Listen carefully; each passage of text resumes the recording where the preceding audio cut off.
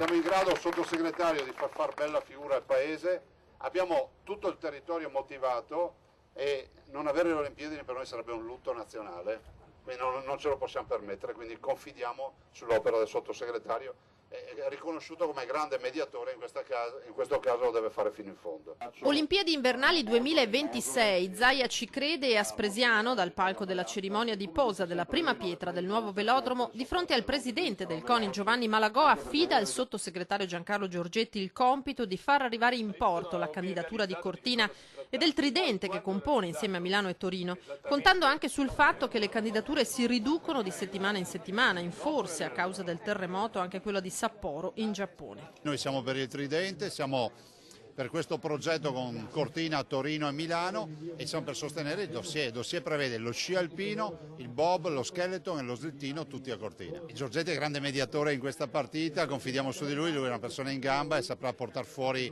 questa candidatura che peraltro ha tutte le carte in regola per portare a casa poi l'investitura per l'Italia, visto e considerato che si sta affievolendo il gruppo dei nostri competitors perché sembra che anche il Giappone si stia ritirando. Malagò si sfila dalla polemica sul nome nata in queste ore con la fuga in avanti di Milano. Problema a breve risolto, dice comunque il 19 a Losanna, quando andrà ratificata la proposta di candidatura non sarà necessario presentarlo.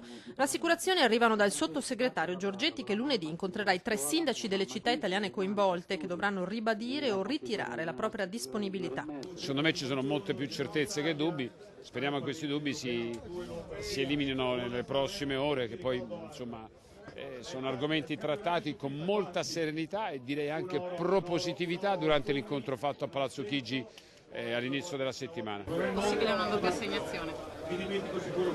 Non mi sento di escluderlo per niente.